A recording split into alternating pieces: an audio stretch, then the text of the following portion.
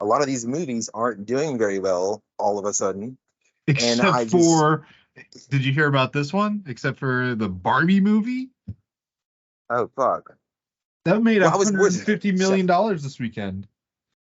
I don't even, dude. I've been out of the news cycle for the past couple of weeks, so I have no idea. I didn't know there was a Barney movie. Are you talking about Barbie or Barney?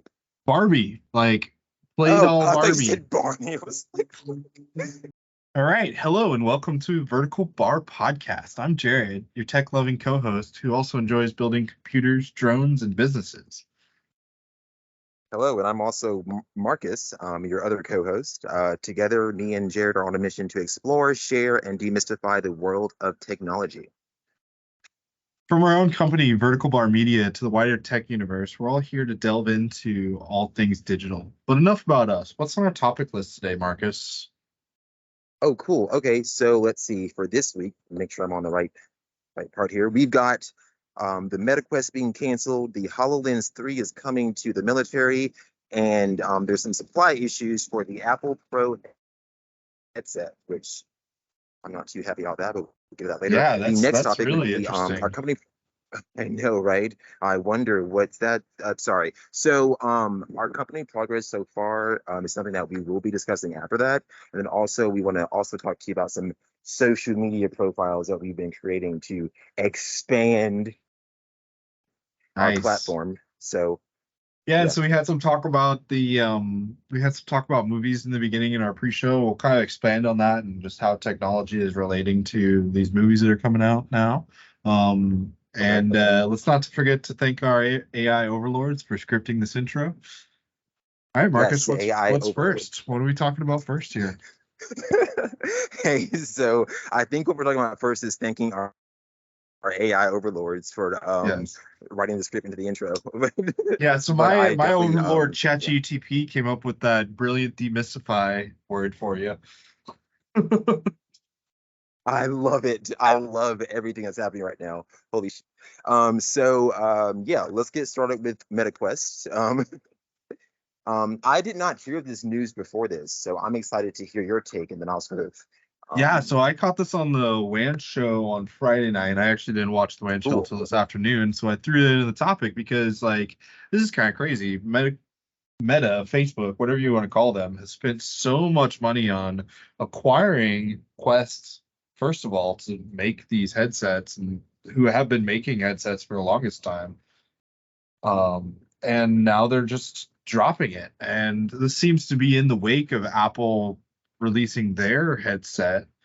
And now they're Mhm. coming back and saying, hey, maybe we have some supply issues. Maybe it's going to take a little bit longer to get than they originally thought. And this was all coming after some news that I saw on the headset for the U.S. military. So the U.S. military purchased, I think, 100,000 HoloLens units back in 2000. I want to say like 18 or 17 or something. And they've been doing extensive military combat simulation testing with them over that time period. And apparently 80% of participants in the US military program have experienced like hyper nausea because of these VR systems.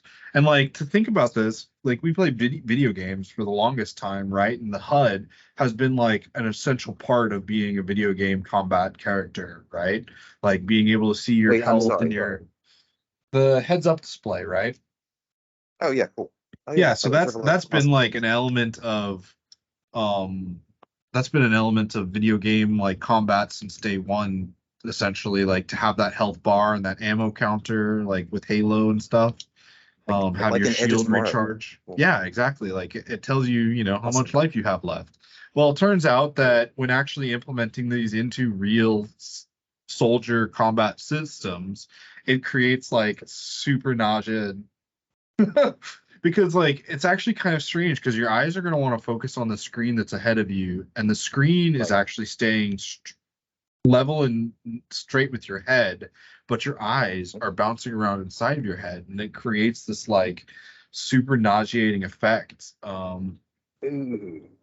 Yeah, and I actually saw a video recently about this. It's like an LED stage like that they use for, what's the name of those stages that they use for Green screen production? Stage. Stagecraft? Yeah, so Stagecraft. It's like a huge LED screen that you can stand on, right?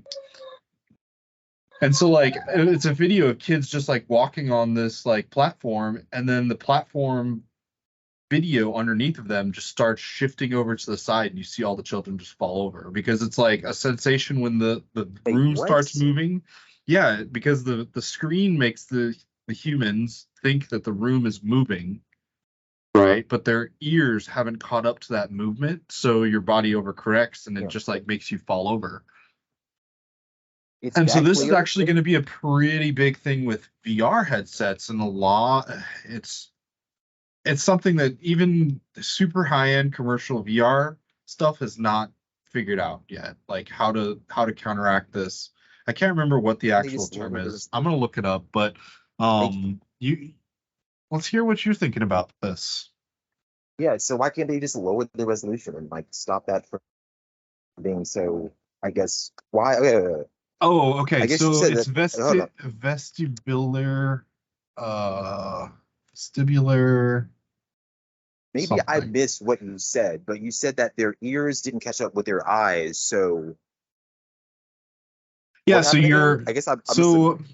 I mean, I don't want to get too deep into the vestibular system, which is the ear Yeah, canal and like how the fluids move around in our ears to give us essentially balance information to give your brain in the technology world we call this an IMU, an inertial measurement unit, and it basically measures how far a digital device is moved relative to its starting position. Like we can detect that with magnets and bubbles, essentially, on a very microscopic level. so Our can Apple detect all ears, that too? yeah, and our ears do Sorry, that. I didn't. Say Yeah, again? but like, it doesn't Apple have technology like this as well? Like, why are they not having problems with this, but Microsoft is, or are they having this problem as well? Do you know anybody that's tried a Microsoft or that's tried an Apple Pro headset? No, but Apple, I mean, they're pretty. I don't think they would announce something like that at the developers conference unless it worked completely. I mean, it's not the wireless charging pad that can't charge two devices at one time. It's something that's going to reinvent VR, sort of like the iPhone reinvented smartphones. So Yeah, well, I I don't think know. I want to say that the problem is human physiology, and it's not a matter of technology being better. Why wouldn't it be though? Why would Microsoft be having this problem with the military? But and completely like correct me. Like I'm a firm believer in Microsoft and what they have to do, and I love them to death. But from what I heard, basically from you, is that Microsoft is having a problem with people in the military wearing the HoloLens 3, but they're having issues with it that another tech company isn't having. That which is That's a very not similar product, right? the second inference there is not true. One, Okay, we don't have any information on Apple users using Apple headsets, right? Like we don't have any information, good or but we're bad. going to But the soon, second thing is right? that we're talking about a study of 100,000 US soldiers Hmm. versus zero Apple employees that we've heard from. And we don't This know sounds what sorry about that. Apple is going to, what kind of information that they have about that, honestly. They're just too tight-lipped to be able to give that information out freely, honestly. Did Meta have this problem? Yeah, all VR headsets have this problem. This problems Yeah. with the HUD. Well, okay, so the problem is the vestibular system in our ear canals, right? If our brain sees that the room is moving, Yeah. but our ears don't detect that the room is moving, then our brain overrides the ears and it overcorrects essentially. So like if you're looking at a TV, this could happen with a TV, and it does happen in some Or scenarios. some foreign country that we're bombing, right? Well, no, That was a joke. I'm I'm saying with pro-American. no, I'm saying with the TV, right? So if the TV image Mhm. moves at a fast enough pace, you'll start leaning in the direction of video movement. Right. Right. Sounds like Microsoft is having. I'm not. I just not. I know that we're having goggles on and we're all moving, right? In different directions, and the God, other stuff is in my eyes and it's moving. I don't know why like Apple would announce this stuff and then all of a sudden, even though we don't have any user data on what they're experiencing, why would I don't know, dude. It's just I don't know why they would be having problems like that. Why weren't there problems before? I mean, there's always been problems with um there's always been problems with nausea in VR.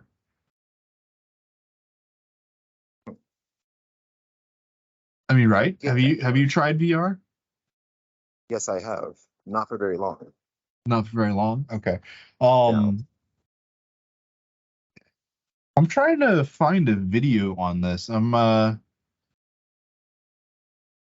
wish I could actually show you it's Hey, happening, I but love like, Microsoft. Don't get me wrong. I love Microsoft. I'm just trying to make sure that it's understood that if this becomes a problem later on, like how bad of this is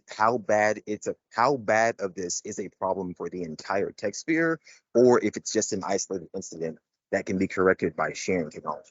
That's all.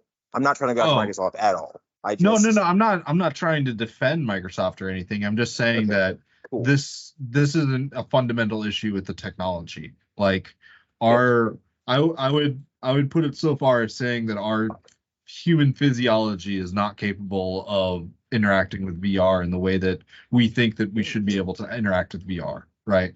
Essentially, VR is going to require us laying on a table and like not moving our head or something like this. You know, like the full motion tracking VR that like people live stream, like they have to have super intense tracking setups to be able to track their hands and their feet and their bodies because if that gets out of sync when you're moving, like imagine taking a step forward and then you look down and then you start moving, right? Like you initiated a step forward, Have to maybe your imagine body that. felt that, but your eyes are a second behind what your body just felt. God. And Yeah, that's a that's what lot. the fundamental issue with VR is. That's for And America. yeah. No, but go forward.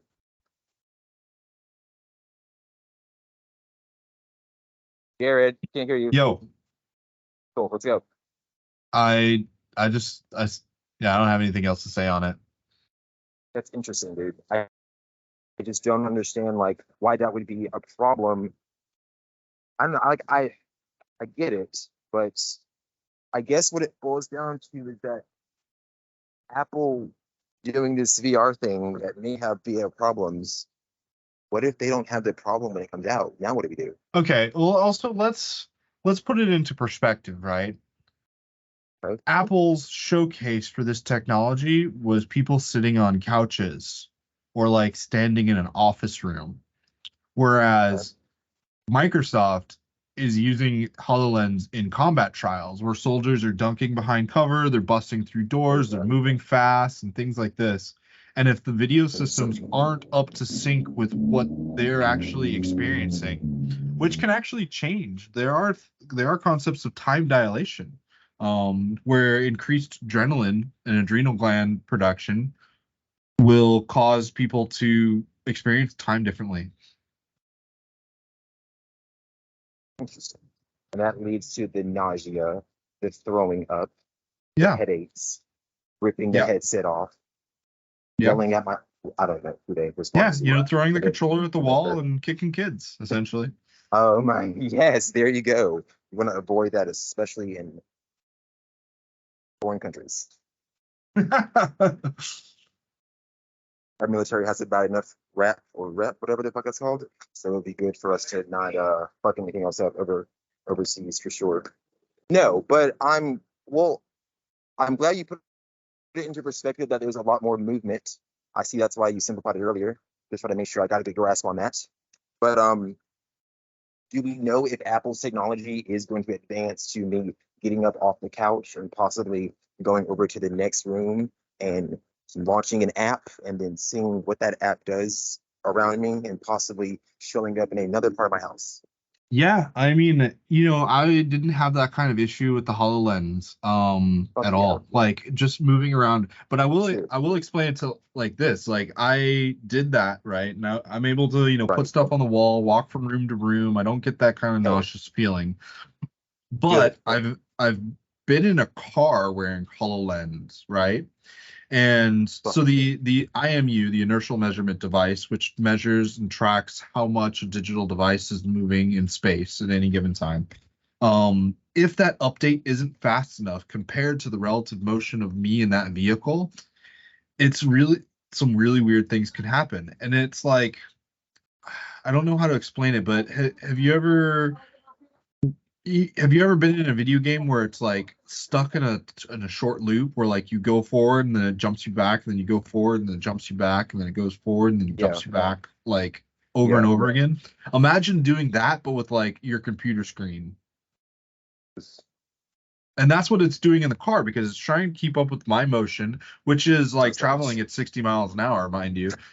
And it's trying to keep that up with the display of the screen and the actual location of the screen in the physical world that we are interacting with, and like it's literally just like trying to hit me in the face over and over again, and like Yeah. that'll make you sick real quick. Like Yes, it definitely will. trying to play a game on a moving monitor. Uh-huh. Like yeah, that kind of stuff will get you real sick real Fun. quick. Interesting. So now we go into, and again, I don't know what the technology actually is or how it's built, but now we go into all these little options on my Android tablet that have been added to help stuff like that. All I right, see here okay. that it says, I'm sorry, I'm going to interrupt you. I'm trying to. How do I send a yeah, comment? Pull up the chat for this video, okay, and I sent you a give link. me 1 second. Cool. Better not be a video, I swear to God. It is a video, but it's not loud. All right, cool. Hold on 1 second. I think my phone's being stolen. This is my phone.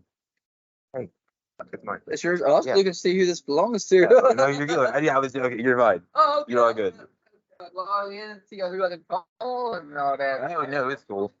Hey, next time. Hey, you too. Just try to. He's cool All though. rooms are He's fine, though. 3D. Reddit Awesome. Sorry about that. never cease to I was amaze able me. to retrieve the phone, so that's good. I'm outside, by the way, so that's good. Oh, that's all Yeah. right. Just had to. All right, so I'm gonna launch this kid in a 3D room, losing balance. Time code. Okay. This one is 908. He looks like he should be able to do Talking about that. something like that. I have Do Not Disturb on. Look, I don't know if there's any volume to it. got him. All right, so yeah, that would suck. Yeah, It'd be and kind of so cool though. like this indifference from what we're seeing and what we're feeling is what just causes the kids to fall over. And for adults, it can make you sick if you're continually subjecting yourself to this. They need to watch that one movie, Sunshine. Fucking, I forgot who the director is, but it's a Danny space Boyle. movie from '07, and they. Dan says Danny I'm Boyle. joking. Is that the Danny Boyle? director? I don't know. Dude, that Yep. movie's awesome. I showed it to my friend recently, and it's cool. But it has it has something that mimics something like this, but Chris Evans isn't falling over. So I was just Oh making a yeah, joke. But yeah, you're dude, talking about it yeah. sucks So that they that's would what be. Oh, sorry. so that's what's called Screencraft. I think it's called the Stagecraft, and that's the company that actually makes it, or is it that's the patented name for it? Yeah, so that's actually like a product. It's called Stagecraft. Cool. And I'm sorry, Microsoft is also having this problem when their Tom Cruise copies shoot down from an exploding airplane, like in Attack of the Clones, and they fucking they get to the ground, and then all of a sudden it gets fucked.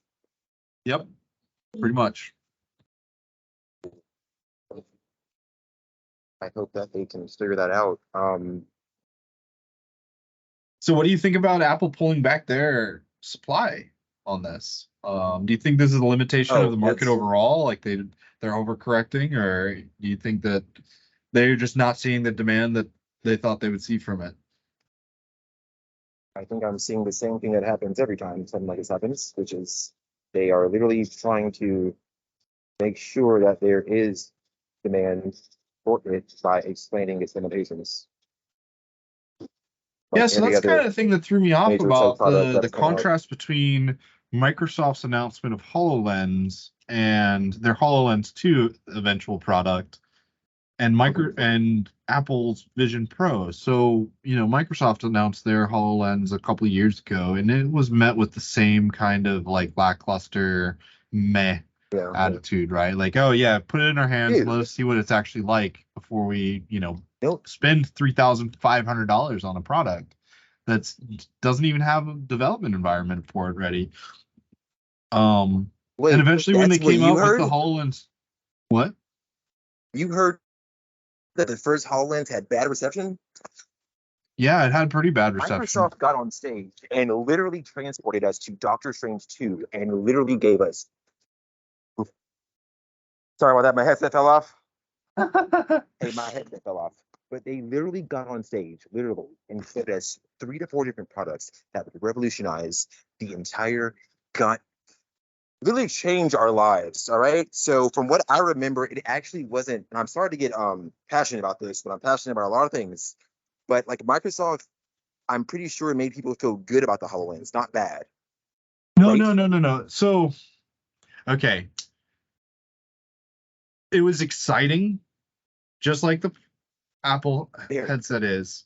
However, once It was more. there was two issues with it. One, that it was such a high price, it was a high barrier to entry, and two, that there's a very small quantity. It was not actually meant for mass production. Like you weren't like they were advertising that you could play Minecraft on it, but that's not what people were buying it for, right?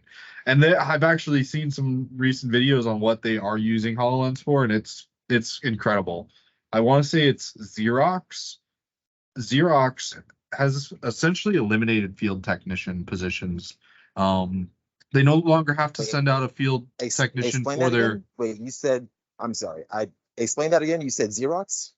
I want to say it's Xerox, and it's not like the Okay. Xerox printer that you're thinking of. I'm talking about like millions They've of been doing dollars shit. Xerox printer that prints high quality magazine cover. Like, Thank God. yeah, like that kind of machine, right? That kind of machine is a Yeah. machine that cannot have downtime. But Right. let's say something breaks on it, right? So the person that's operating in that facility has some things that they can try and whatever, and they can't fix it, then they have to call a tech, and that tech has to be sent out, maybe be flown out, like we're now talking about days or weeks of downtime for a machine that's literally printing money for the company. So what they have done is Holy they shit. included a HoloLens with all their printer purchases. And the HoloLens actually includes like hands-on maintenance procedures for like anybody to do. And it's like I was reading about the whole entire program and like how they've set it up, and like essentially like field technicians just create the documentation now and like these tutorials almost for like how people would repair the machine, and they don't have to go out and repair it anymore. Like people can just put that headset on and repair $1 million machine like a pro. And That's that is fucking where awesome. and that's where the That's real Iron value of Man. HoloLens is. And so That's like far from they home. released HoloLens thinking, hey man, this is gonna be a cool consumer thing, like people are gonna love it. And like companies like Xerox bought it, and they now send out one with every one of their like top end printers. So like you can fix your own printer. Dude, that's super fucking awesome. So there are limitations, but and this is why I like that you come from like the business world, because you know all of the information about the HoloLens, and like I'm literally just like analyzing this from like a consumer perspective that doesn't have any money to even purchase one, and it's only from like the things that I like saw and the things that I previewed. So I like that you have this insight on this fucking Xerox thing, but that's essentially I'm I'm glad it works, dude. I'm glad it at least has some functionality, a lot of Yeah. functionality. And so I'm glad it's not so that's making what people kind of like, confused me about Apple announcing their Pro headset system. Like yeah, it's it's really cool. It's really exciting technology, but when Microsoft announced their stuff, they weren't necessarily thinking about direct to business, right? Like selling it to manufacturers or like car plant manufacturers because like I've actually seen companies that will use HoloLens as like a guided tour. So they just give like their interns a HoloLens and like they follow that like AI character around the warehouse, like the warehouse, and that character tells them where everything is in the warehouse. Like it's really cool, but I don't see that kind of system working in a Mac environment, right? Like Mac environments are very creative. Like the only real yes, use case that I could see over a HoloLens for this is like exploring 3D generated worlds in in game design, but I don't there's not a whole lot of games that are designed in Mac anyway, so it's not I just don't see yeah. why Apple made this product, honestly. I think honestly, I think Apple will be required in order to make sure that all of the other tech companies have products that thrive. I mean, Meta Quest didn't excel not because it was limitations on this on the hardware, and Meta made a great project. I know that because I picked up a fucking cube with one on my head, and it was awesome. But I don't think people are gonna buy into stuff personally because with all those stupid fucking VR products that came out like 10 years ago, where people were literally finding dead kids on milk cartons, taking the goddamn cardboard, putting it on their phone, and then looking in VR. Like, that's not VR. Like, they were literally projects. And sorry to get so specific, but there's No, I literally things 100% agree. people have a bad people have a bad understanding and a bad sense of what VR is. And I just feel like you need someone like Apple to inject something into people's minds to let them know that, hey, we got something. There's something here that's actually useful. Because they did that with the iPhone. They did that with the Apple Watch. They did that with the iPad. They did that with, what am I missing? I don't know. At, at this point, at this point, the iPhone sealed the deal already. But they've already done it so many times. Oh, guess what? They removed the stylus from our literal lives, all right? And then they put it back into our lives literally with the Yep. iPad Pro. Yeah. Like they literally took it, right? Windows Mobile Yep. PDAs, snatched it, right? And then they fucking threw it back, right? For how much more money? Oh yeah, Yeah, $100. so so I definitely think that Apple will make people understand that hey, it's uh, it works. You know, like it's definitely like we're announcing it. It works. If it works here, it's gonna work for a cheaper price. It's gonna work for a cheaper price elsewhere. Yeah. I just still don't have a use case for it. Like Apple has Dude, so much work to do on other stuff to be able to make that kind of device useful in a Mac environment. nah, I think all people want to do is pull up Safari browser or pull up Apple Music and just like dance to shit in their room. I think that people need to understand that side of VR first before they try to get into the whole militarized what was that one movie with Jamie Foxx where he died because of that fucking plane? I don't know, that's not VR, but people don't need to be thinking about stuff like that yet. That's mostly for the people that know where it's going. I think now Apple I think it was it will you that normalize post it. made that post There's no, on was it you that made that post on Facebook today that was like Hollywood ruined AI for us? yes, because it Yeah, that did. was good. That was really good. Thank you. Yeah, no, I believe that because like tech is Yeah. awesome, and I think we need little reminders where people need to understand that it's here to help. And Apple is very good about reminding people that technology is here to help Yeah. versus being so like scary and whatever. So, dude, all I know is I saw that little whatever the hell. I don't know if it was that fucking that picture of the town on Westworld, whatever the hell they showed on their website, where it was some 3D plane And I mean, I think it was just like, I don't know, it was a ball, and I don't know what the fuck. All right, But so I just one day it, you're gonna come down to it Daytona, looked and so awesome. I'm gonna introduce you to the ferry demo on the HoloLens, and you're gonna forget about Okay. anything else. Okay. It is literally the most beautiful thing. Like, I can't even describe it. I don't even think there's video that exists of it because it's something that can only be experienced. Dude, so what I want to do with the HoloLens specifically is I want to pull up my Microsoft Calendar. Okay, then I'm going to scroll down. I'm going to click on something that's not there anymore because they took it away. It's called Calendar Board View, is what it's called. And it's to 3D your organized brain around you and through you would be amazing. You have your schedule, your task manager, you have your notes, you have your saved links, you have your videos, you have everything. I just want to be able to put that in an empty room, take my entire Right? life and organize it. And I know that the HoloLens can do that. Now we Oh have yeah. whiteboard, luckily. So whiteboard would be a way for that to still happen, right? So I totally understand that. Like, I just I really really think the HoloLens would be really cool for that. Oh It's yeah. literally Microsoft Office. Like Microsoft Office is why I would like the HoloLens. Yeah, I really Literally, need to use my HoloLens more. dude, can you use it for that? I can use it for anything, dude. It's a full Windows desktop. But when so when you pulled it up, this is so cool. When you pulled it up, like, can you move your calendar from one wall to the other? Oh yeah. I can point at any window on this. I can grab it, drag it, move it. Yeah, I can manipulate it in any way, shape, or form. Is it 2D or I 3D? can I can stick it to walls. I can put it in the environment and walk around it. It's flat, so it's 2D, but I mean it's in 3D physical space. So like,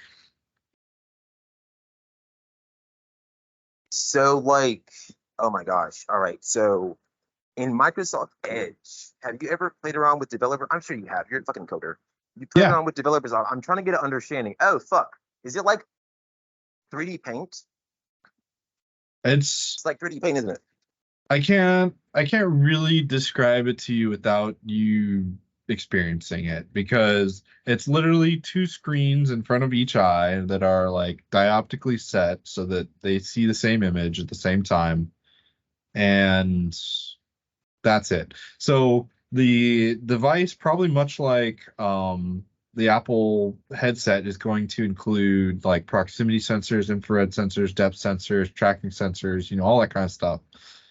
It has 10-digit finger detection. So like every time I pull my hands up within view of the frame, it tracks my fingers and it projects like rays from my hands. And those rays actually meet with the surface. So like I have my hands in front of my face and I'm pointing at the wall, and like the the end of my circle is the end of my ray from my finger is perpendicular to the wall, right? Because it understands that there's a wall in front of me. It understands there's a computer screen. It understands there's a table. And I can actually do like physics stuff with it. So I can pull in a 3D model and I can like drop it on my desk and it'll hit my desk in 3D space. Even though there is no 3D model of my desk that I am seeing, it Good. makes one. And it does that in my entire room. So like every time I put on my headset and I walk around, it maps the entire room that as I look around. And so Cool. that's what the Apple's R1 chip is supposed to do. It's supposed to be their holographic processing chip, but Microsoft developed this back in 2015 for their HoloLens 1. It's a separate independent processing chip that deals with just spatial data reconstruction. You don't have to be an a-hole about it. I know when the project came out. No, I'm joking. Yeah, and No, it's that's well oh over. man, like I'm actually just playing around with it right now, and I have like a little 3D box that I can like reshape. I can turn it, rotate it. That's so cool. And I've Dude, seen other that's tools. It's like super if you awesome. have a phone, you can look at the 3D world that I'm seeing in my eyes, and like you can walk around it. I mean, these are like Wait. spatially So the located videos, objects. So when you interesting. So like without the need of another camera, how can it get a recording of everything and show you on a so cool. Holy fuck. Never thought about that. So you can Yeah. literally take a video right now and then send it to me. Yeah, actually, I can record directly on the HoloLens and send it to you. I have recorded on the HoloLens before and made videos of it. I've never seen the HoloLens actually in action other than the advertisements that Microsoft actually put on their website. And It's so, I mean, it's so hard to conceptualize because like Microsoft really yes, hard pivoted, right? So like their first introduction for HoloLens was cool gaming stuff that you could do, like playing Minecraft on a table and like only playing Minecraft on the table, like and walking around that table, right? Conceptually, that's really cool to think about, but the real beauty of this is what I think the industry calls X-ray vision. And it's so like, okay, so hey, can you you repeat 3D that? model, Hey, Jared, I'm so yeah. sorry. Hey, can you repeat what you just said? I'm sorry. So I had the somebody real walk up to beauty, me the real and say beauty of hi. these systems is what the industry coins is called X-ray vision, right? Okay. So you can make a 3D model of your room, right? And then make a 3D model of the electrical conduit behind it, maybe the air ducts, the wiring and like all that kind of stuff, the studs behind the Yes. walls. And then with your HoloLens, you would actually be able to go see that stuff and then walk around your room and see it from different perspectives because it is actually spatially located that distance away from your headset and that distance inside of the wall. Like it's incredible to really think about. And like that's why I feel like Apple didn't learn anything from Microsoft. Like Microsoft launched this, said, "Oh, we can do a bunch of cool games and like mixed reality stuff." And then they're like, "Oh, we can do a lot more business stuff with this." And that's where Microsoft has made all their money in HoloLens. It's all been business to business sales. It's not consumer sales. Dude. That's so like what happens when you use Windows not only Windows Snap, but the snip thingy with the print screen, like I'm sure you have a keyboard to it because honestly, right? Like what happens when you start doing all that stuff? Like are you forming Yeah, polygons, 3D so that shapes?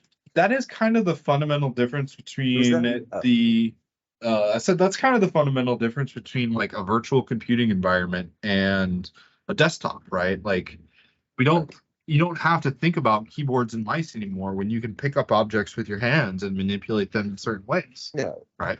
no. Oh, no. Sorry. Okay. What when you think about a keyboard and a mouse? Sorry. Why not? Because the computing environment is fundamentally different. Think about this, right? Think about if you wanted to access the system settings in your computer right now.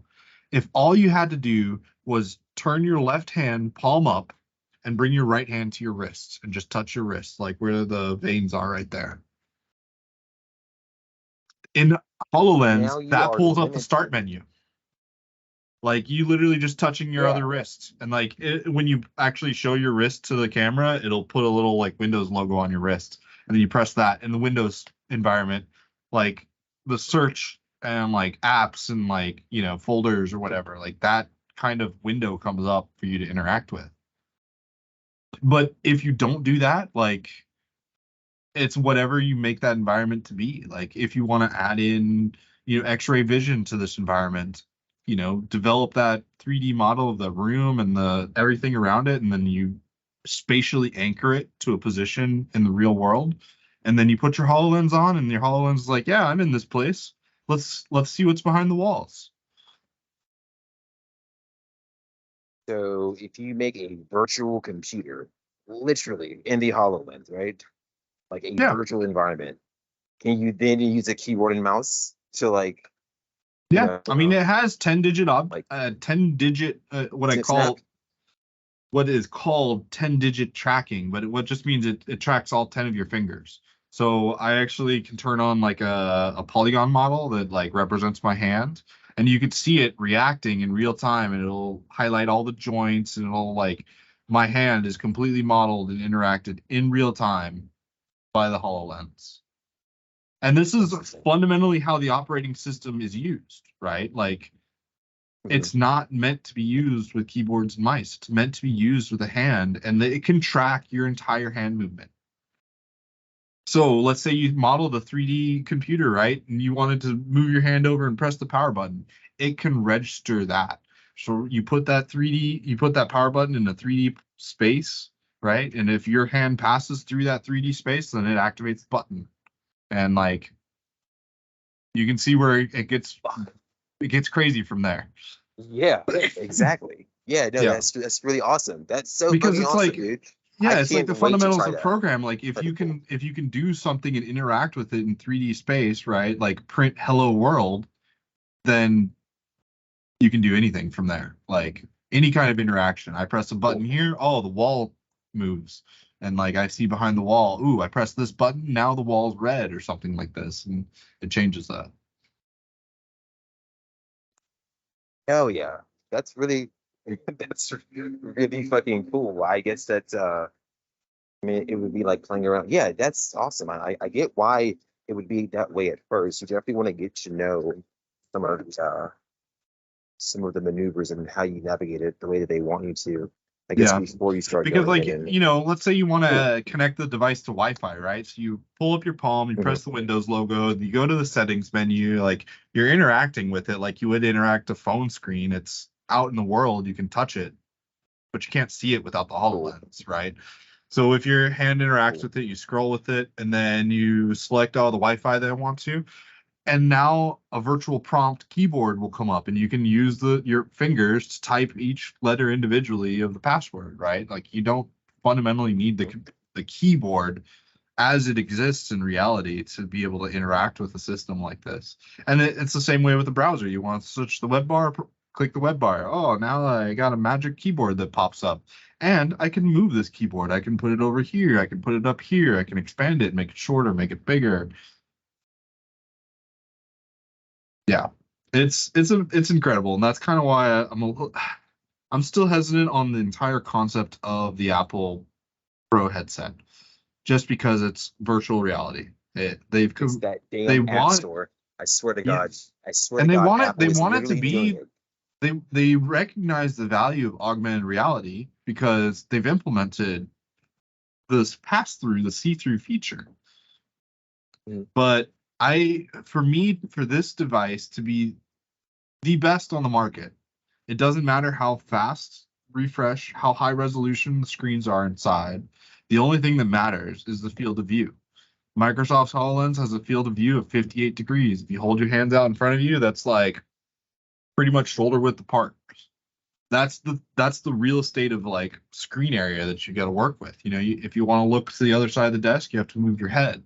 If Apple can beat that, which they haven't published those numbers, so I doubt they can, then it's viable in some sense. Other than that, like it's a VR headset. Ooh, Jared. It's good that we're starting this podcast now because it's a really good time and something is coming out that could possibly fail and ruin VR forever. Or Yeah, now our the thoughts are recorded in history. And whoops, I deleted this I video. know, right? No, it's cool. No, no, that's so all right. cool. So enough about Apple. Enough about MetaQuest. Oh yeah. Well, Gotcha. I love the headsets, but man, there's so much to talk about on those. But let's talk a little bit about our company and how's that going? Yeah. So let's see. Vertical Bar Media. So why did we come up with Vertical Bar? Isn't that I found out that was some.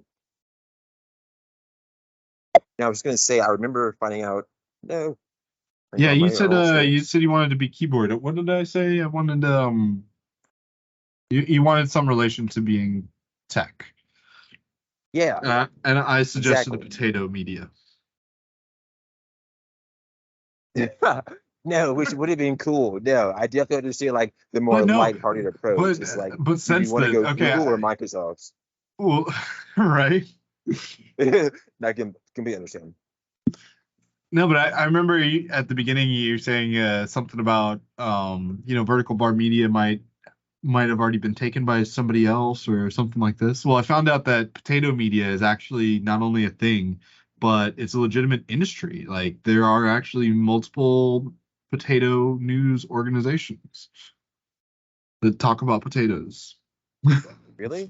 Yeah, they Suckers. share information on Did that potatoes info? and growing cycles and farming things and Dude, I just started buying canned tomatoes because I don't understand the concept of them, and they're actually cheap as hell. But I'm super excited to like cook the canned tomatoes because like for me, like canned stuff is supposed to be made like super fast, and I don't know how you would ever get a potato to like not be fucking. What do you call it when a potato isn't fully cooked? It's a really what? fucking annoying. What do But you by call? whenever you whenever you cook a potato, right? And like it's super fucking like crunchy. There you go. I'm kind of hoping that like when I open these sliced potatoes and I cook them for like 60 seconds, that they're actually going to be soft. Oh So yeah. Well, that's my only potato related comment. Sorry. most most good sauce recipes, like red tomato sauce recipes, call for canned Yeah. tomatoes because fresh Really? tomatoes, they're good, but canned tomatoes are usually the best because like they were manufactured somewhere that makes the best tomatoes, and like they found a way to get it to you.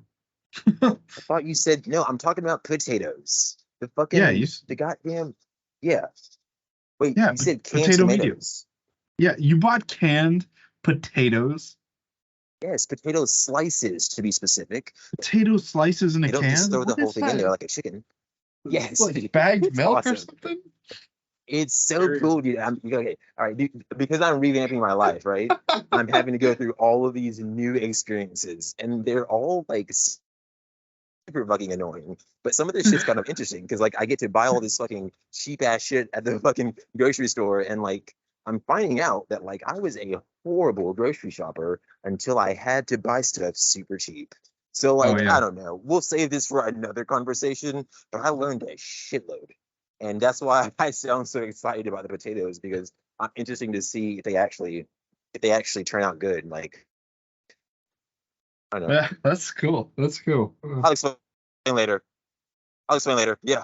Um, so yeah, about our company. So we started, um, I like this vertical bar. It's that symbol on the keyboard that goes from top to bottom. I mean, that's it. Yeah. It's a straight line. And And it's like, and it seems like it's weird because on most keyboards, it's like two separate lines, like above each other. I don't know yeah, if it's you like look at your keyboard, it's like mine I can't actually right shows now. two lines as two vertical Yes. lines, right, on top of each other. Yeah. Yeah. So it's weird because it comes out on the computer, it's just one line top to bottom. But the other thing is But yeah, that's actually there one of is the another least one, you're used right. characters on the keyboard. Is it? It Well, is. Yeah, I and was working. I can't use it for like half the stuff in Teams. I can't use it for file names. Um, I know. like we can only use it in like social media channels. It's kind of hilarious. I've been Well, I'm using it for glad that documents. I kind of like it for documents. When I'm like, instead dude, of using a semicolon or a dash, I'll just use a vertical bar because that's our company and that's how it works. yeah, dude, it's super cool because like I don't know. I was working in customer service at a place called Stuff Gaming.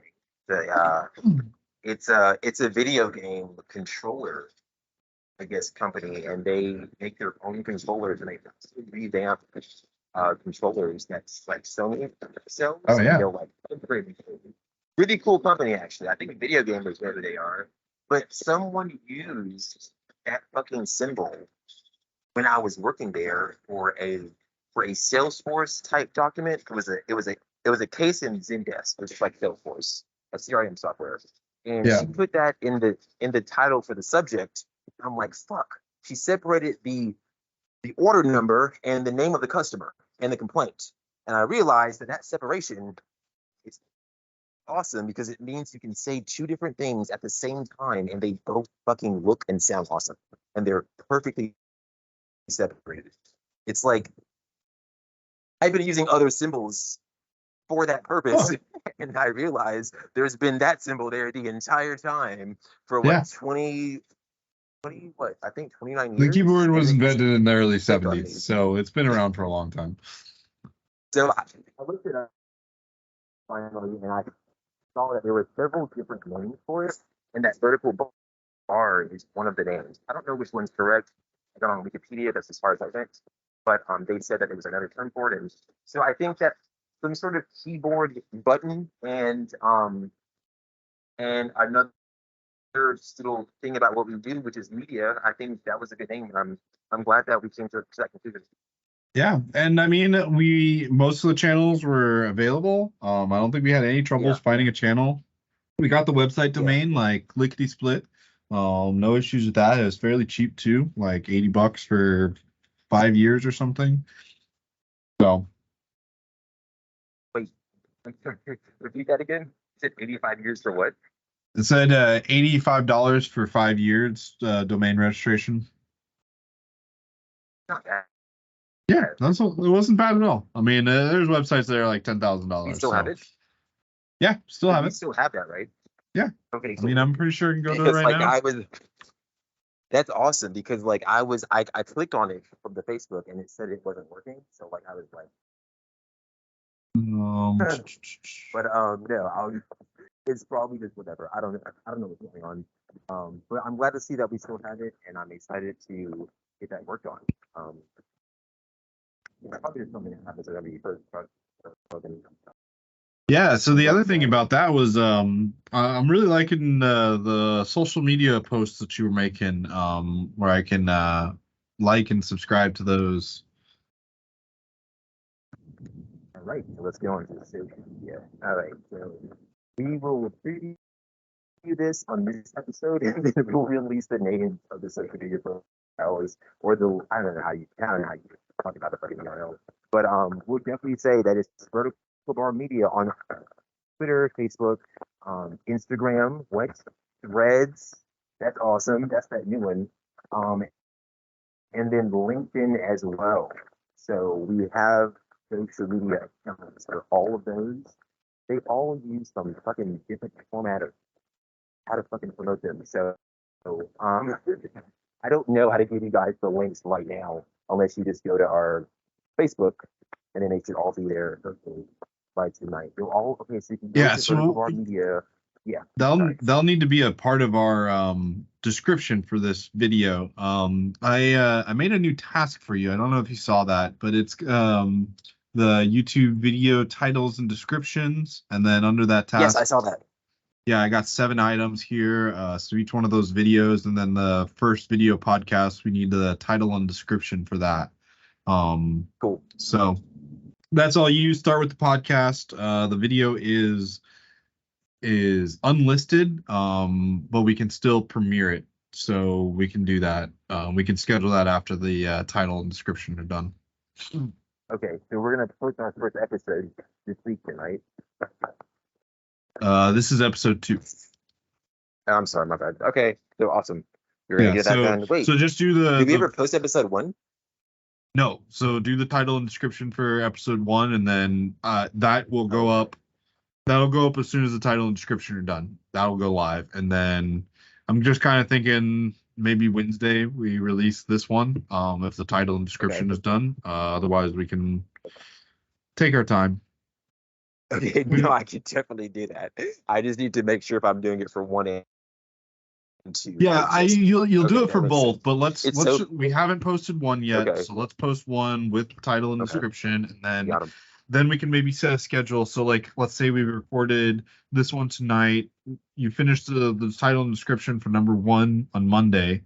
Then we can schedule number 2 for next Monday or something, right? And then record number 3 this Saturday or the next Sunday, and then we can kind of be a week ahead of our pro schedule. So if we miss Sunday, we can come back and remake it and get it together. Sound good? We don't want to tell everybody that, so let's discuss that more internal. We don't want to give away our entire plan. Yeah, right. But yeah, we'll definitely talk more about that. Okay, cool. Yeah, so I definitely saw the task, and I'll definitely make sure to complete it for sure. Cool. And Dude, so social media, go on. My bad again. Go no, on. go ahead, man. Man, I was gonna talk about social media real quick. Just it's a big part of marketing, and it's interesting learning how it works. I know you know more about algorithm manipulation, and I have a little bit of customer service, so it's um awesome to have us in there. Excuse me. It's awesome to have us in there. Just sort of like learning how it works. That's cool. Yeah. Yeah, I'm really excited about all this. And the thing is, I hate posting on social media. What I don't hate Okay. is you sending me a link and me clicking on that link and then clicking like and share. Like that to me is amazing. Like I don't have to That's cool. I don't have to write that post. Yeah, Like, dude. it asks you to share your thoughts. Maybe we'll get to that point, but let me click on those Yeah. links every day for like the next 6 weeks, and then we'll get to that point. Yeah. Yeah, that's cool. Like I don't generally want to Yeah. do that. And, I'm like glad you like it. that has been a fundamental problem for me in a lot of other areas that I don't do that shameless self promotion, and I don't hate people who do it. I don't have any feelings for them. That's something that I fundamentally Nothing struggle at all. with. It's just nothing. You have Yeah. no feelings at all. Well, yeah, I mean, and, it's the hardest thing because, like, I don't want to say everything on Facebook. It's not that anything that I would say I is bad understand. or whatever, but it's just I'm smarter than to just put everything that I would say on social media. Like, I'm sorry, That's like yeah, you're dude. not gonna find Yeah. evidence of me like doing something weird on Facebook because I'm not gonna do something weird on Facebook. Like, Yeah. Dude, and also, hey, you have a company already, so I understand that you also have a family. So I understand that like your social media life is definitely going to be different than like the life that I have.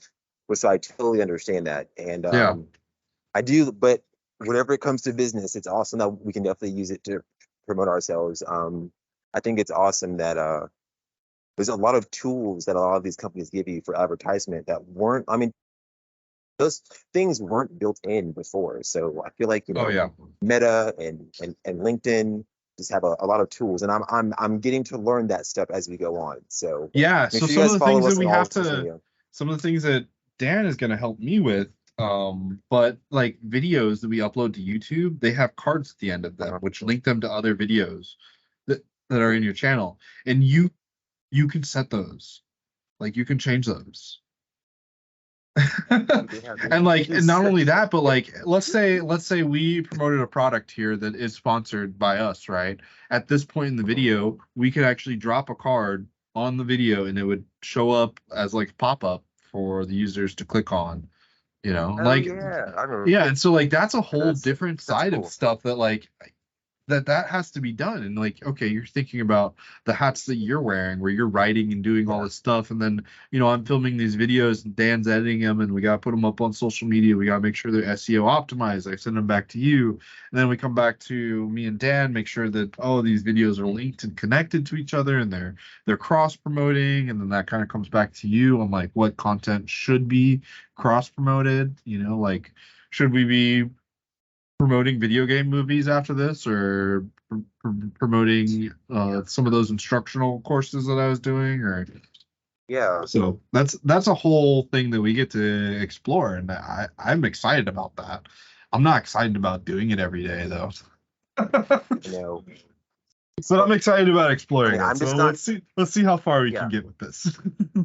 that's what I'm saying. Dude. Some of this stuff is exhausting and kind of annoying, but at the end of the day, like, and I hate saying that phrase, it's still really awesome that we get to talk about technology like passionately, not only with Oh each yeah. other, but like just that we're trying to at least push something that's good for the world on other people that can not only be used to like, it can just be used for so many situations. So even though, like you said, it's annoying and we're still trying to get to know ourselves like in this process, I'm excited about it, dude. And it's cool that we have different perspectives because that's the only way that the conversation is ever going to go in the Exactly. right direction. Otherwise, it's just a bunch of yeah, cool, yeah, sure, yeah, cool, yeah. Exactly. Yeah. It's like, no, I have feelings about this. Damn it. No, but it's I so have awesome. feelings and they I must be love it. heard by you. Because I've been listening to other people explain their feelings on tech, and it's awesome that I finally get to talk with someone from my childhood and his friend about about tech as well. So I think it's cool. I love it. It's making me smarter, making you smarter, making everybody smarter. So Yeah, and that's the real magic. dude, so let's talk about Upwork because I guess that's not really the on the list, but I do want to bring up that I've been hearing about Upwork for quite some time, and I'm glad you brought it up finally. So, um,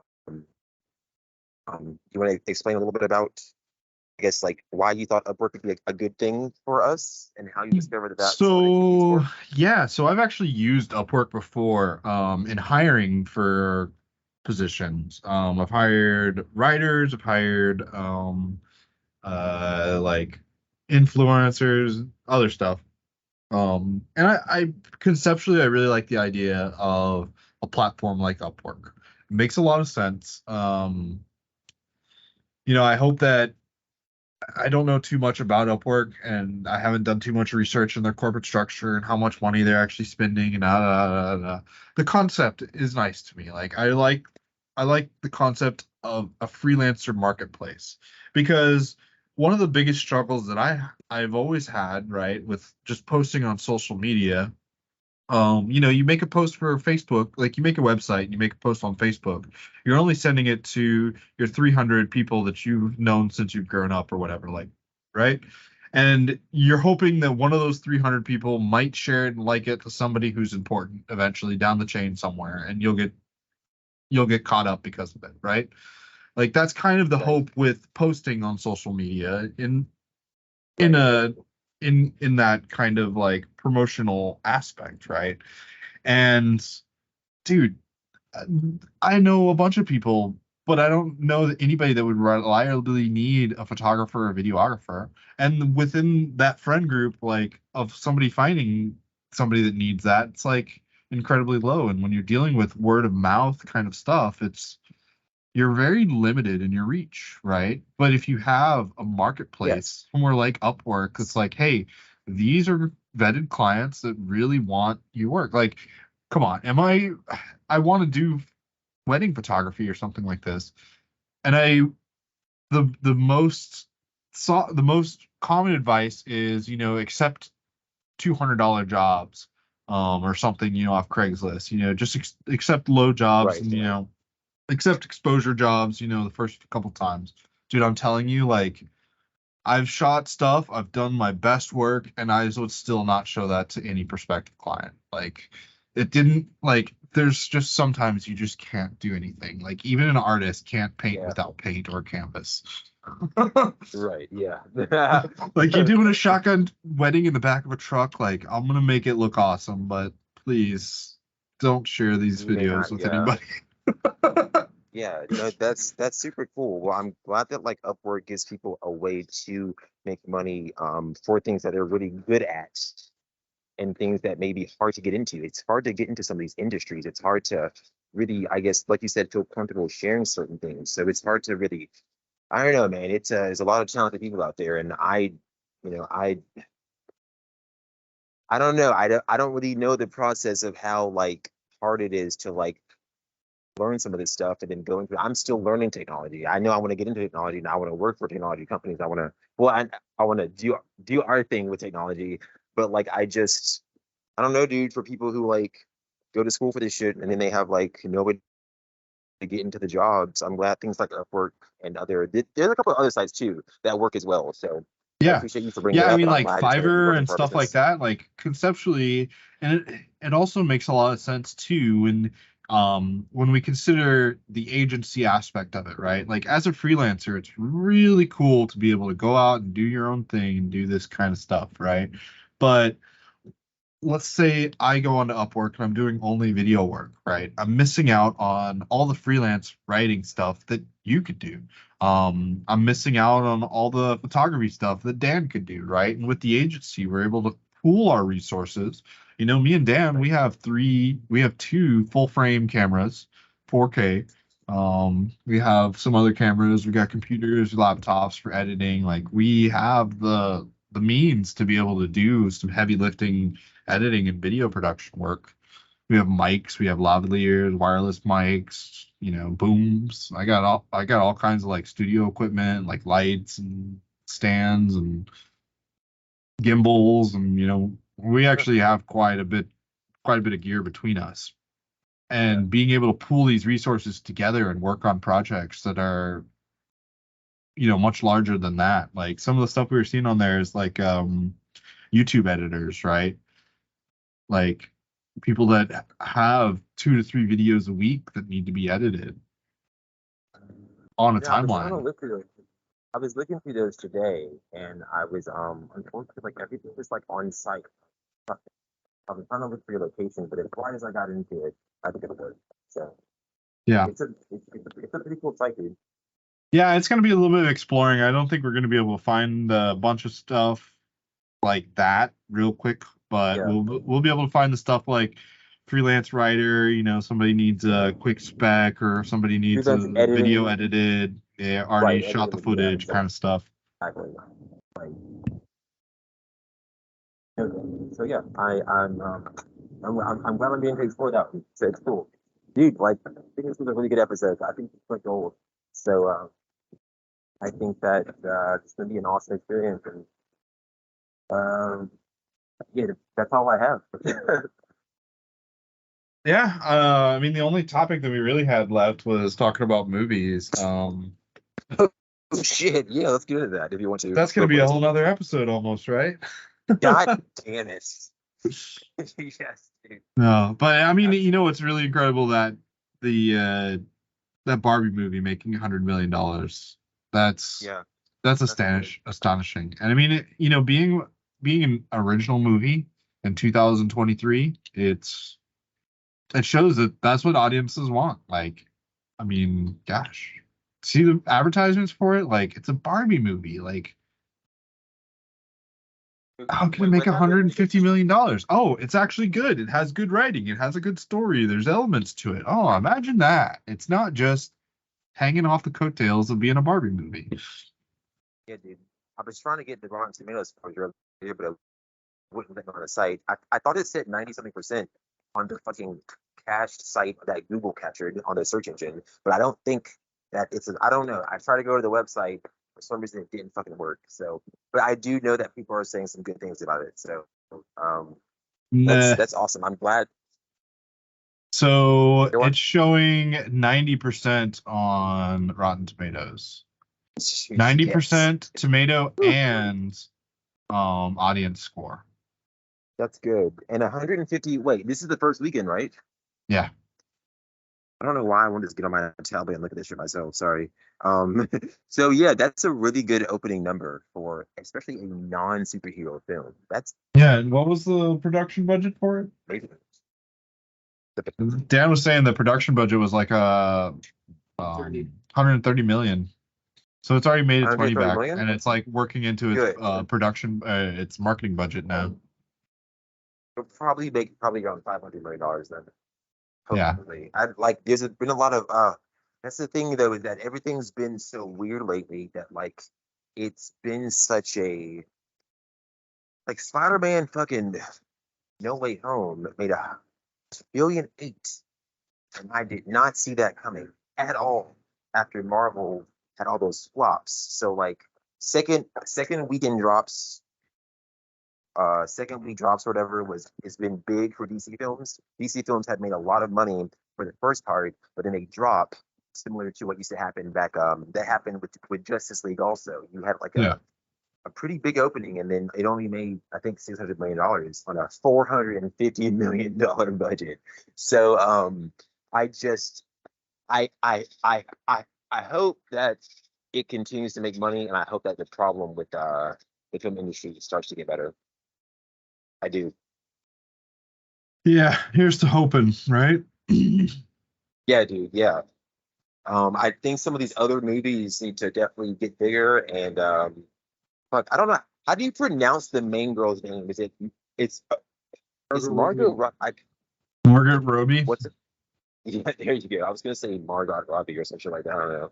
I'm glad that she's doing well because I don't think her portrayal of fucking Harley Quinn was fully explored correctly, being that Zack Snyder was obviously, you know, but we'll get Hey, into hey, that hey, later on. hey, hey. But That all yeah, started with yeah. Jared Leto. So let's just make sure that's known. Ooh, we have to make a literal episode about this, dude. I can literally talk about this for weeks. But yeah, dude, I'm glad that she gets to explore other projects as another actress. Bombshell was really good, and I think she was awesome in that. I think that the Birds of Prey movie that she was in with Rosie Perez, that was an awesome movie. The action sucked, but the movie and the script and the chemistry of that movie was really fucking awesome. The action was terrible, but the acting and the characters were amazing. So I'm glad that she's Mhm. getting to branch out, and um I'm glad that fucking what's his name? What's Ken's name? Ryan Gosling. Yeah, Ryan Gosling. Like uh he he's back, right? So he would have you seen that movie by the Research Brothers on Netflix? It's called The Gray Man. No. Dude, Russo brothers, right? Who did Avengers, all of the latest ones. They have an action movie on Netflix called The Gray Man, and it is amazing. It's literally one of the best action films I've ever seen in my entire life. And Ryan Gosling is the main guy. So like I don't know what he's been in lately, but to my knowledge, he was out of the game completely. I don't remember him being in stuff for the past couple of years. But it's good to Hmm. see him back. He's killing it. Dude, you Interesting. should watch it. Might check that It's out. awesome. It's so cool. Because like Netflix has a lot of shitty movies, but they literally it's a good film, dude. Like it's I don't good know. the entire time. It's got a 46 on Rotten Tomatoes and a 6.5 on IMDb. What does? Gray Man. Really? All right, so Yeah. it's got a 46%. How did they miss that? It's got a 90% audience score, but a Thank 46% you. tomato score. So the critics hate it. Thank you. Audience love it. Of course. I was gonna say, like, how did they fuck that up? Not the research. No, how did they? Huh. The It's movie just was not critically awesome. acclaimed. Yeah. Huh. I All usually good don't movies like are. it when the critics. I don't like it when the critics are wrong. Maybe it's. I don't know. I'm gonna look into that, dude. It's the Russo brothers. They had a what $3.5 billion movie, so I think they know how to do an action film.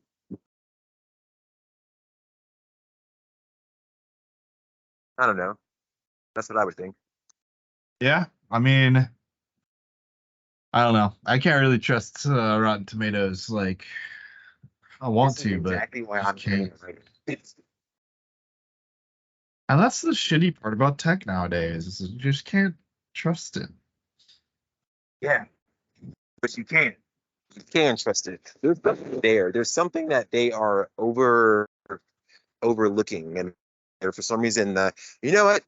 You know what I think it is? I think that post Marvel, the Infinity Saga, I think that people have been using Marvel and popular things as a way to spread negativity about in which you make money. I think that's not conspiracy theorist, dude, but I do think that there's kind of been some I don't know, there's been a little bit of negativity headed towards Marvel and people around Marvel after they became the biggest thing ever. Possibly, yeah. Yeah, I mean, So I don't know. Maybe they were some of really this having is enough. I don't know, dude. manufactured. Some of this it is really strange because a lot of the stuff came out about Star Wars, right? About they were complaining, Disney was saying that people online were complaining that Rey was not woman enough or something like this. Like it's just like so off base when like the articles that are critical of Rey are usually talking about how poor of a character she is, how poor the writing is, and then they take it as a personal attack on the actress that plays Rey. And then Disney comes in and like stokes that and like basically drives up marketing for their product. It's like, oh, look at all these people on Twitter. They're saying, girl bad or something like this. And it's like, oh, yeah, the writing was terrible. But, they're saying that it was girls bad or something. So I do think people were unfair to criticize it. I think that even though the Gray Man had a whatever the fuck was it on Rotten Tomatoes, the Last Jedi had 93%, which is completely unreal for a Star Wars So film. this is something that our Understandable. producer Dan should be doing. Doing what? Looking up stuff for us online. Oh no, it's completely fine, dude. So like, okay, so I'm with. Yeah, so okay, so this I'm- is actually Yeah, go this for is actually hilarious. So Star Wars The Last Jedi is exactly the opposite. It has 91% on the tomato meter, but a 42% audience score. So then Disney was right, right? Disney would have been right about people unfairly judging their characters. I mean, you do have a white Well, no. female as Okay, the lead, well, see, and a there's so black much guy. into this because, okay, is Disney right about their characters being poorly written? Like, no, their characters are poorly written. Like, I can bring I can bring evidence to the table and discuss this all day long about how poor How is writing has Finn become just- over recent years. But How is Finn this- poorly written? this just highlights that we can't even trust the systems that are supposed to judge it. I mean, it's saying The Last Jedi that the audience half of the audience thought it wasn't worth watching, whereas almost every single critic recommended the movie, right? Right. As That's just where opposed to the the Gray audience is Man, wrong. where like I'm half sorry. of I'm so sorry. the critics, yeah, as opposed to the Gray Man, where half the critics say this isn't a movie worth watching, whereas 90% of the audience is like, yeah, I'll watch it again. It's where the audience is right. And I'm totally cool with that. But like I have to ask, how is Finn a poorly written character? Oh, dude, Finn got shafted so many times. He actually didn't. They literally showed that a non-Jedi person in the very first film could use a lightsaber. Almost perfectly. He could use that lightsaber because Yeah, he and then literally what did got he do? trained as a stormtrooper What did on he all do? of those weapons. What did he do? He defeated the person that was holding him back the most in the second film, so that in the third film, he could literally go on to become the character that he's actually supposed to be. What happened is that people got in the way and literally started bitching about The Last Jedi, and they had to nerf the character. They had to nerf everything in the third movie. Okay, They so literally- here's the fired the fundamental director. problem. Here's They- the fundamental problem with that, right? So those three movies were created as three separate entities. They were not Were created not. as being a cohesive storyline. And the Yes, fact that they elements were. changed They between hired the stories. directors. They had Exactly. The directors fact that they're hired. changing the story in the middle of it, of an already established cinematic universe. It's been around for They 50 years. changed. And they Jared, I love changed you, but I every have to single cut you off. movie. They changed something about it. Jared, we have to go back to The Last Jedi, right? And I have to 11 o'clock p.m. So we have like 52 minutes. Oh It's God. perfectly okay. We can get as much as we can. Hey, hold on. So back to The Last Jedi. The Last Jedi was planned with The Force Awakens. And not only that, but the one after it, The Rise of Skywalker, was unnamed at the time when all this bullshit happened. People started complaining about the poorly written characters, and they literally rewrote the story and gave you a third film of actual poorly written characters. That third film was supposed to be directed by the same director that directed Jurassic World, which was a phenomenal movie. Unfortunately, that motherfucker also directed some other movie that got 19% on Rotten Tomatoes. I forgot what it was, but he was sent in to do the third movie. And it was supposed to be a continuation of The Last Jedi. But because of fan backlash, they fired him and then used the other reason of him getting a 19% to basically oust him. But you can see his script, I believe, originally. You can also see what he originally had planned for the characters. If you just look up that script, I think his name was something, I forgot. It was so much better than The Rise of Skywalker. And the fans fucked that up. They fucked up the natural way that Star Wars that's where I completely disagree with you. I don't think that the fans have enough power to change the fucking script of a movie. I'm sorry, they don't. The fans cannot write a script of the movie because they can only react to something after it's already been written. And that's The why, Rise of the like, that's why Skywalker was a this good movie. this whole conversation gets so sidetracked all the time because, you know, it's like Disney's okay. reacting to Disney lives in a bubble. They don't care anything about what's happening on social media as long as it's not hurting their actual bottom line, which is dollars and cents and butts and That's seats. not when it comes to Star Wars. Star Wars is so fucking imperfect. They have the trilogy that first came out, but in the 70s, that was apparently absolutely perfect. Now they have the prequels that come out. Everybody hates those. So now they're in this spot where they literally don't know if they should be listening to fans or if they should be going with their gut reaction. Guess what? They literally listened to fans by literally having The Force Awakens. That was literally the fans literally changing the script and altering the story. Literally. It was literally a carbon copy of A New Hope, right? Yeah. And that's Right. exactly so the they point. did that for fan service. Yeah. But why? They did that to reel people in, right? Basically, they had to give you normal Star Wars because people rejected the prequels, and the prequels were awesome. The prequels have been awesome this entire time. Oh yeah, To no, me, I at mean, least. dude, Sorry, no, but people hated the I saw prequels. Attack of the Clones in the theaters, and I fucking loved it. And I have watched that scene when all the clones come in on Attack of the Clones in episode 5 episode 5, no, episode 2. And man, the Duel of Fates in episode 1, Phantom Menace, like that is an impeccably choreographed scene. Then why the hell did these stupid fucking, god damn it, I can't call them that. Edit that out. Why did these stupid fucking fans sit there and say that those movies were bad? You have a dual sabered lightsaber emerging at the end of a literal political takedown. You have a literal fucking outside army come in and swipe Naboo instantly in the opening. It's hard to see because the pacing sucks.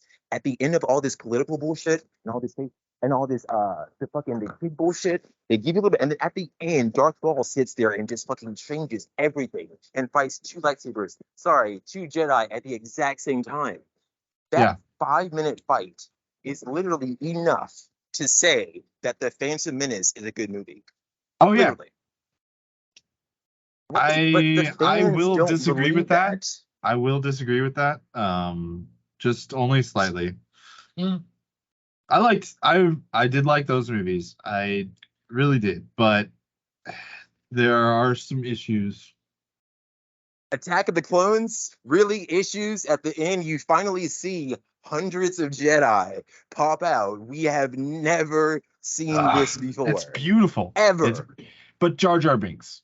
But why would you trust a fan base that doesn't understand that a literal Jedi army finally coming on screen after 5 fucking movies wouldn't be the pinnacle of Star Wars' existence? Literally, why would you trust that fan base? I would never trust that fan base ever again because they literally turned against George Lucas, they turned against Lucasfilm, and they literally turned against everything that Jedi stood for, and it's so fucking obvious. They don't even know the own. This is so I'm so sorry. Look, dude. I have tremendous amount of respect for Lucas and Hayden Christensen playing Anakin, but dude, there was awesome. There was a lot of poor choices with the prequels. And you know, a lot of this goes back to George Lucas himself. We tend to think that the first 3 movies were like his vision on how the universe should be, and that's not true. There's a lot of people that shaped his vision, particularly his wife. And like just a lot of the scenes that like are iconic in the first movie, right, are her saying no, don't do what you're filming, and like do something else.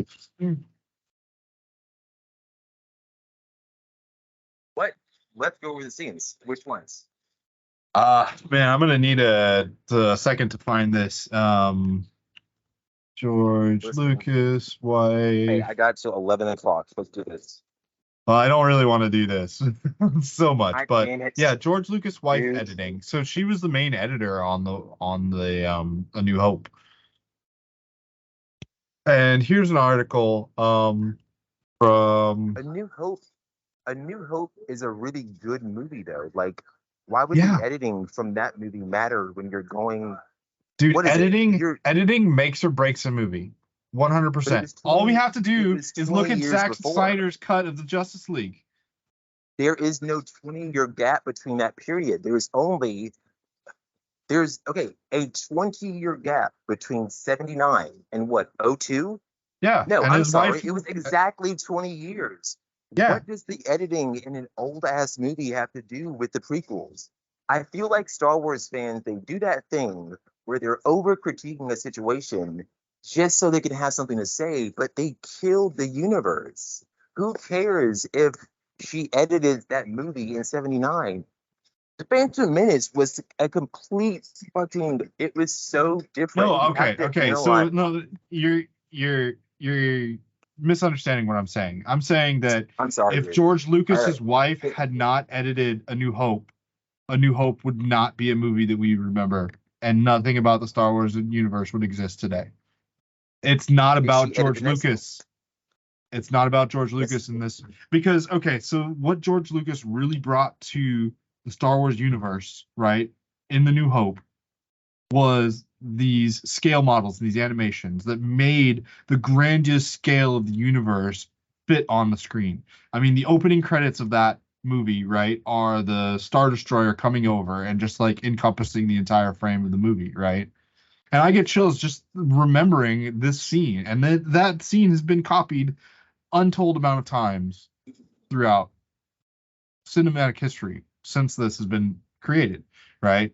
And that's what George Lucas brought is that industrial light and magic, that the animation, the lightsabers, like that kind of stuff, but the story, the connection between the characters, the emotion that we feel to the characters were brought on through editing. So when Count Dooku gets rid of slicing Anakin's hand off, and we see somebody else walk in afterwards, and he starts flipping around like a monkey ninja, fighting Count Dooku again as the leader of the Jedis, right? The motherfucker wasn't even supposed to be fighting. He's literally jumping up like a little 5-year-old. What else is supposed to go in the movie at that point that George Lucas missed?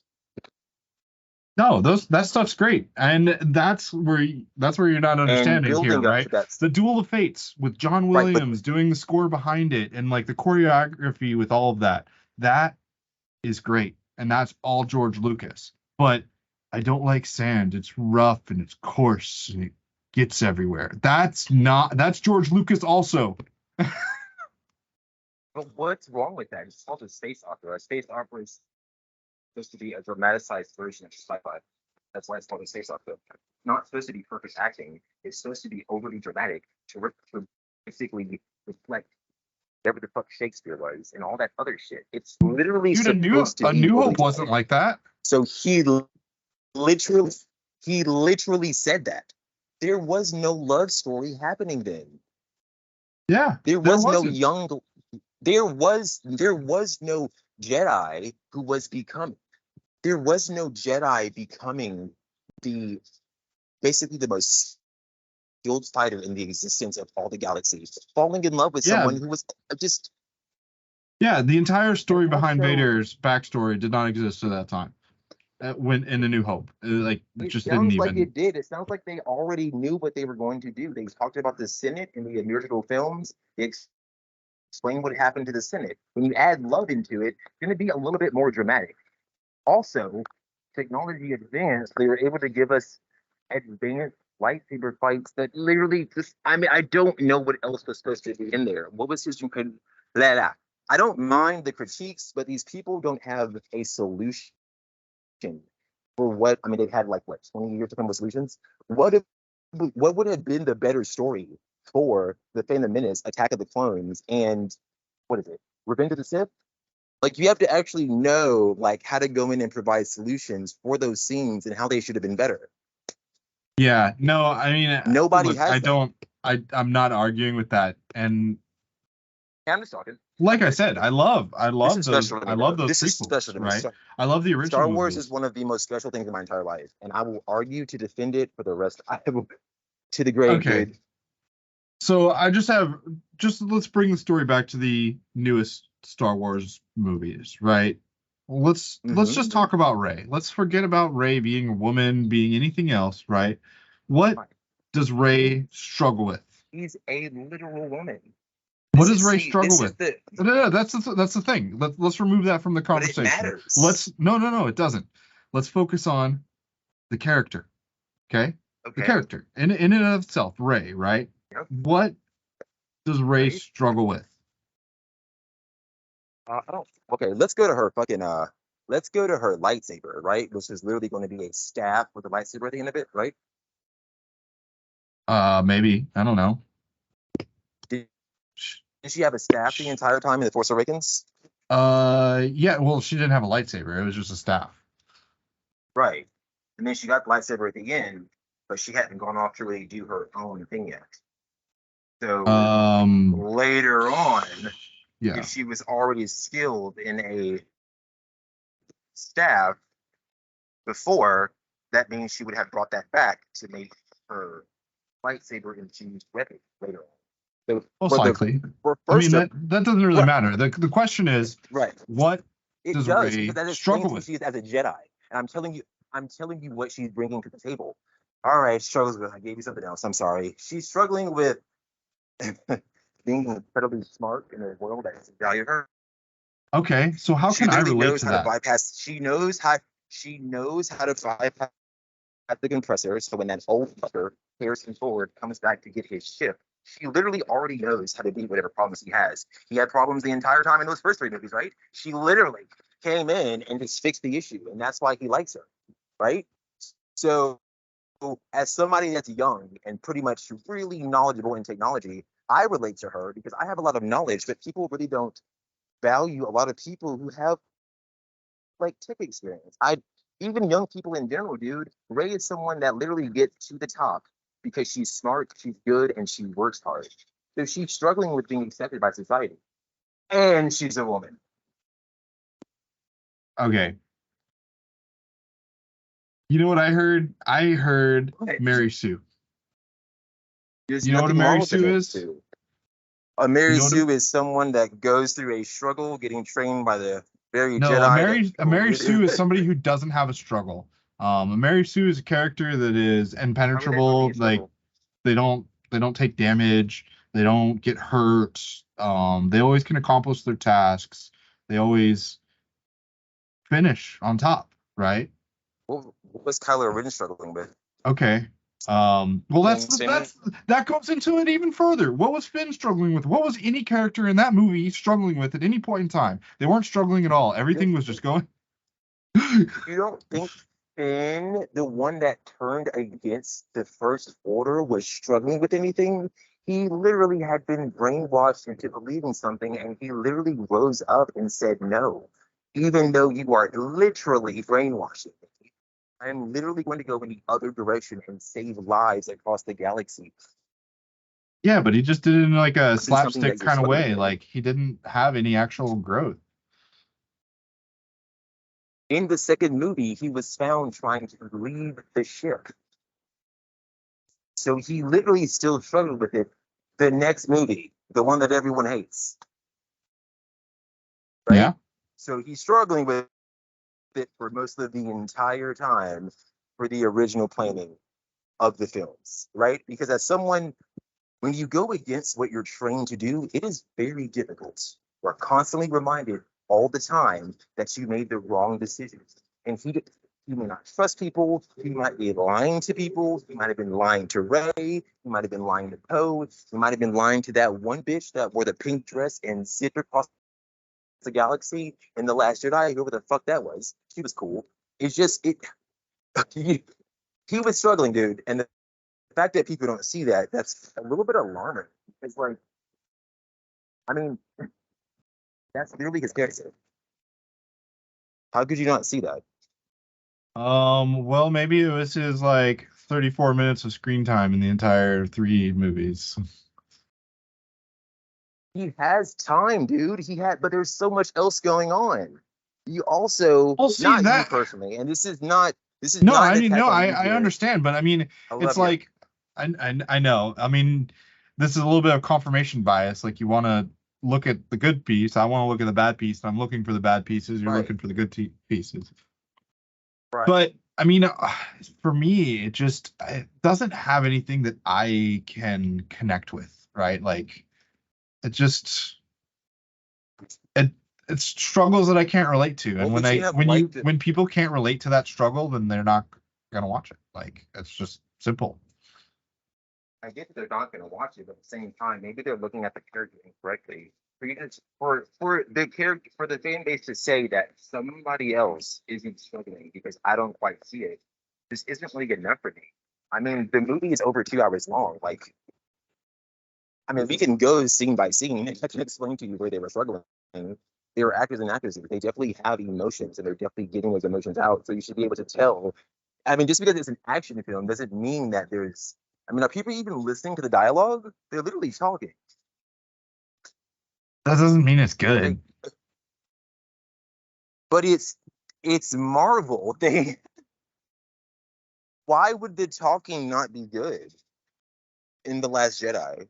Like, I what should have they been talking about? it's it's never the issue of what they're talking about. It's always the issue about how they say it, right? If I walk into a room and I say, "Hey, look, there's 3 chairs, a desk, and a table and a computer," like, I never would say that in real life, right? Right. Like, I had to literally explain to you what this room was like. But in cinema, we have video. We can show you. This character doesn't need to tell you they're feeling sad. We can show you that they're feeling sad. And that is what drives connection to a film. All right. I mean, those movies could have been an audiobook. Like, they have great looking scenes in them, but the scenes don't make you feel empathy for the characters. They don't make you connect to the characters. And the dialogue doesn't help that. What would have happened in the next 3? What? What would have happened in the next 3 movies? Because here you have something Anything but the all over the Skywalker place. saga. Anything but the Hold on, Skywalker saga. let me explain this because it's really, really important. In the first 3 movies, you barely had a single lightsaber fight that was memorable, right? In the prequels, you had a memorable lightsaber fight in every single movie. All right. So when you have the next 3 that reset the universe, you're going to have minimal lightsaber fights that aren't that good, right? The next 3 movies after that, just like before, which happened 20 years before now, you would have gotten way more lightsaber action. But you have to understand the story before you get to that. No, That's I literally think what they were doing. I would Dude, say that's look at completely Ahsoka. wrong. I would say that the limitations of filming in the 70s and 80s are why there's so few lightsaber fights in episodes 4, 5, and 6, whereas technology had gotten so great for the prequels that they were able to just do a ton of lightsaber fights. Well, that's all the time we have for today on the Vertical Bar Podcast. As always, it's been a blast exploring technology with all of you. Indeed, it has, Jared. Hey, just remember, folks, if you want to learn anything about the topics that we've discussed for this episode, feel free to check out our notes and our social media profiles. Don't forget to subscribe to our podcast for more tech adventures. Absolutely, Marcus. We'd love to hear from you. Reach out with all your questions, ideas, or just to say hi. We're on all social media platforms linked to Marcus as Vertical Bar Media. Until next time, keep exploring, keep learning, and remember, the only constant is technology is change.